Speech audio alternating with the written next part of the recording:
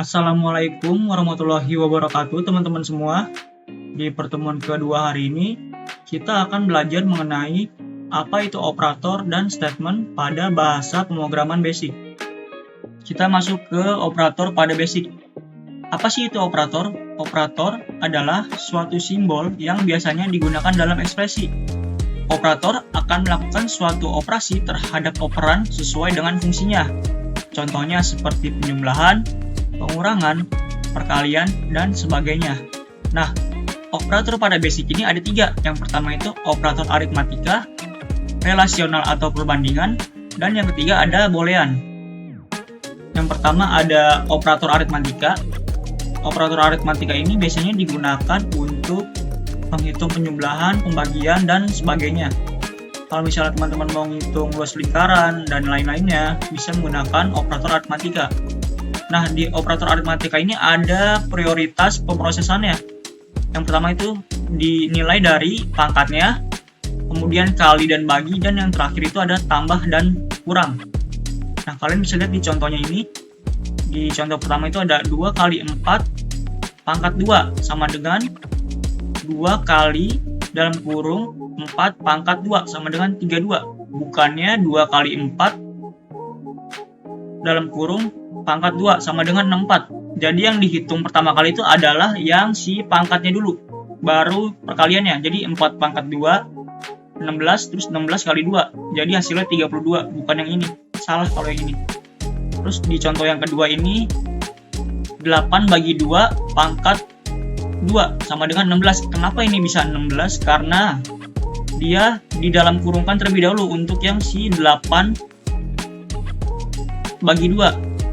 Jadi pembagiannya dulu yang dihitung, bukan yang pangkatnya. Kan kalau misalnya dari aturan awal kan harusnya yang diproses itu kan yang pangkatnya dulu ya.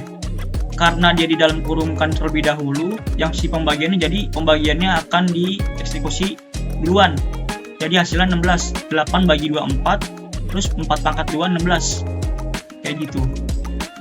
Untuk contoh yang ketiga bisa dilihat 9 tambah 8 kali 2 ditambah 1 sama dengan 9 ditambah dalam kurung 8 dikali 2 ditambah 1, hasilnya 26. Bukannya 9 ditambah 8 dalam kurung dikali 2 ditambah 1, hasilnya 35, atau yang ini. Jadi yang dihitung duluan itu yang perkaliannya, bukan si pertambahannya gitu. Nah, di sini kita masuk ke operator relasional atau operator perbandingan. Biasanya operator perbandingan ini digunakan untuk percabangan atau kondisi. Nanti kita belajar di pertemuan 4. Nah, di operator hubungan ini terdiri dari, yang pertama itu ada lebih besar dari, terus kurang dari, terus lebih dari sama dengan, kurang dari atau sama dengan, lalu sama dengan, dan yang terakhir itu tidak sama dengan. Untuk yang tidak sama dengan ini lambangnya seperti ini. Seperti itu. Kita lanjut ke operator boolean. Jadi di operator boolean ini digunakan untuk membandingkan dua nilai, yaitu true dan false. Yang pertama itu ada operator boolean not, yaitu operator invert atau tidak. Jadi kebalikan dari si ekspresi satunya. Bisa dilihat di contohnya. Misalnya ekspresi satunya true, true, false, false. Maka akan menghasilkan nilai false, false, true, true. Kebalikan dari si ekspresi satunya. Lanjut yang kedua itu ada AND, operator gabungan atau conjunction. Jadi kalau misalnya kedua nilainya itu bernilai true atau benar, maka akan menghasilkan nilai true. Selain dari itu salah. Bisa dilihat di contoh ekspresi satu true dan duanya true, maka akan menghasilkan nilai true. Kalau misalnya true dan false, maka akan menghasilkan nilai false gitu. Lanjut yang ketiga ada OR, operator disjunction. Kalau misalnya kedua nilainya benar atau salah satu bernilai benar, maka akan menghasilkan nilai true. Kalau misalnya dua-duanya false, akan menghasilkan false. Bisa dilihat di contoh true, true, maka akan menghasilkan nilai true, benar. Kalau misalnya salah satu bernilai benar, true dan false, maka akan menghasilkan nilai true juga. Nah, bisa dilihat. Nah, kalau keduanya false, maka akan menghasilkan false. Lanjut yang keempat ada XOR. Kalau XOR ini operator eksklusif dari si.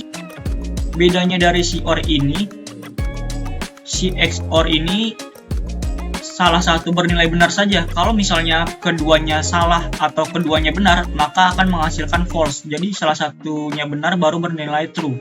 Bisa dilihat di contohnya true, maka akan menghasilkan false. Kalau misalnya salah satu bernilai benar, true dan false, maka akan menghasilkan true. Gitu. Nah, yang nomor 5 ini ada equivalent operator sama dengan. Bisa dilihat di contohnya, kalau misalnya keduanya benar akan menghasilkan nilai true. Kalau misalnya salah satunya salah akan menghasilkan nilai false. Kalau misalnya dua-duanya false akan menghasilkan nilai true. Bisa dilihat contohnya. Jadi membandingkan dua nilai. Kalau misalnya true sama dengan true, maka akan hasilnya true. Kalau misalnya false sama dengan false, maka akan menghasilkan true. Kalau misalnya true sama dengan false, kan nilainya beda tuh. Makanya hasilnya akan false. Gitu. Lanjut ke nomor 6. IMP atau operator implikasi. Kita bisa lihat contohnya di ekspresi satunya. Misalnya nilai true dan true, maka akan menghasilkan nilai true. Jika nilainya true dan false, maka akan menghasilkan false. Dan misalnya nilainya false dan ekspresi keduanya true, akan menghasilkan true. Untuk yang false dan false akan menghasilkan true. Ini maksudnya gimana? Jadi kita bisa lihat di sini selain dari si true dan false ini akan menghasilkan nilai false, sisanya akan benar. Gitu. Lanjut, untuk bentuk umum pemakaian operator ini bisa digunakan pertama ini hasil sama dengan, ini variabel ya. Ekspresi 1, kemudian ekspresi 2-nya. Gitu. Nah, untuk nilai benar oleh basic diwakili oleh angka selain 0. Jadi kalau misalnya nilainya true itu selain dari angka 0. Kalau misalnya nilainya salah diwakili dengan angka 0. Seperti itu. Statement pada basic. Jadi statement dalam basic merupakan pernyataan yang mengandung perintah untuk melaksanakan tujuan tertentu. Nah, kumpulan dari statement membentuk suatu program. Jadi kumpulan dari statement ini akan menjadikan sebuah program. Gitu. Di sini ada contoh beberapa statement pada bahasa pemrograman basic. Yang pertama itu ada CLS atau clear screen, digunakan untuk membersihkan layar. Kemudian ada color, yaitu untuk memberi warna teks dan latar belakang teks. Untuk bentuk penulisannya bisa color, foreground, background. Nah, untuk menggunakan sintak tersebut atau statement tersebut bisa menggunakan yang namanya number of color, bisa dilihat di sini. Nah, untuk color by numbernya bisa dilihat di sini. Untuk yang angka 0 itu black, angka pertama itu blue, angka kedua green dan sebagainya. Bisa dilihat di sini. Jadi kalau misalnya teman-teman ingin menggunakan statement color bisa menggunakan angka-angka tersebut. Lanjut, yang ketiga itu ada sound, digunakan untuk mengeluarkan suara dari speaker. Kemudian ada const atau konstanta, digunakan untuk mendeklarasikan variabel konstan.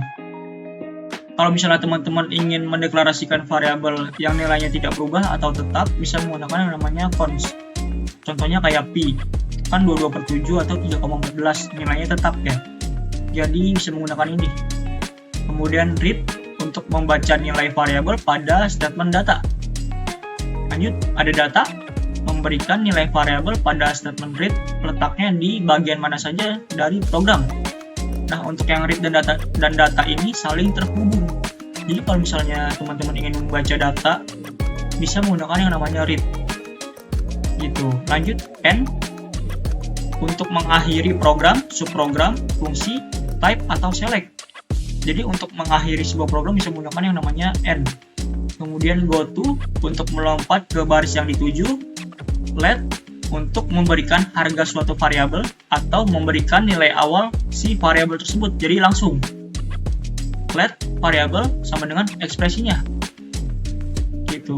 Lanjut, rem untuk memberikan catatan program yang dieksekusi oleh komputer. Kalau misalnya teman-teman ingin menandakan komentar atau sebuah statement tersebut buat apa, bisa menggunakan namanya rem. Gitu. Lanjut, untuk Locate itu untuk meletakkan kursor aktif pada baris dan kolom tertentu pada layar. Dan terakhir ada stop untuk mengakhiri program dari bagian. Bedanya dengan yang N itu kan untuk mengakhiri sebuah program ya, jadi semuanya. Untuk yang stop ini mengakhiri program dari bagian tertentu saja. Misalnya kalau ada perulangan kan, untuk stopnya bisa menggunakan statement ini. Gitu. Oke. Untuk materinya sampai di sini saja, kita lanjut ke activity-nya. Oke, untuk tugas activity-nya kalian bisa membuat program kalkulator sederhana. Yang pertama di sini ada statement rem. Ini untuk memberikan nama npm dan kelas kalian. Kemudian ada deklarasi variabel A dan B dengan tipe datanya integer. Kemudian ada statement color untuk memberikan warna teks dan background. Di sini contohnya itu warna hitam dan backgroundnya putih. Jadi teman-teman bisa bebas warnanya mau warna apa, itu tugas teman-teman merubah dari si warna ini, si color ini. Kemudian di sini ada statement input untuk menginput angka A dan B. Kemudian di sini ada operator aritmatika untuk menghitung pertambahan, pengurangan, perkalian, pembagian, dan pangkat. Untuk tugas activity-nya itu aja. Kalau misalnya teman-teman sudah selesai mengerjakannya, teman-teman bisa screenshot untuk si listing programnya yang ini dan yang ini untuk output programnya.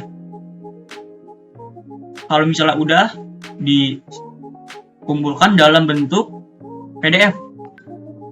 Itu aja untuk activity pertemuan 2 hari ini. Mohon maaf bila ada salah kata atau bahasa yang sulit dimengerti.